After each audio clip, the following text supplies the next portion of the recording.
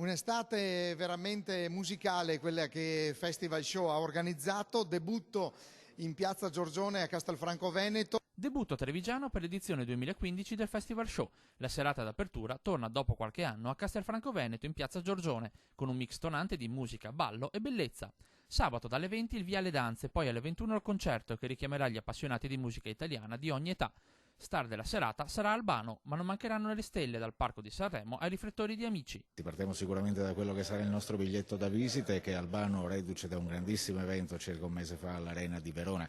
Avremo poi altri personaggi che della televisione hanno fatto il loro cavallo di battaglia nelle ultime annate. Da Sanremo arriva infatti la giovanissima Rachele, da X Factor Matteo Beccucci, da Amici Moreno e Davide Mogavero. Con loro anche gli Zero Assoluto. Castelfranco, casa del Festival Show, sarà la prima delle 8 serate in calendario, l'unica in terra trevigiana. Unica data in provincia di Treviso, quella di sabato 27 giugno, è la tappa d'esordio. Avremo anche il saluto del sindaco, neosindaco, che abbraccerà la città dal nostro palcoscenico, quindi le occasioni per esserci ad ingresso libero non mancano. Non mancherà poi una buona dose di bellezza con la sfilata delle 14 Miss che si giocheranno 2 posti per la finalissima del 9 settembre all'Arena di Verona. Bellezza, musica e solidarietà, visto che proseguirà la raccolta fondi a favore della città della Speranza di Padova. Un evento dal sicuro richiamo turistico che siamo orgogliosi di ospitare anche quest'anno, ha assicurato il neoeletto sindaco Stefano Marcon. Si apre con una grande festa di musica, di luci, di solidarietà,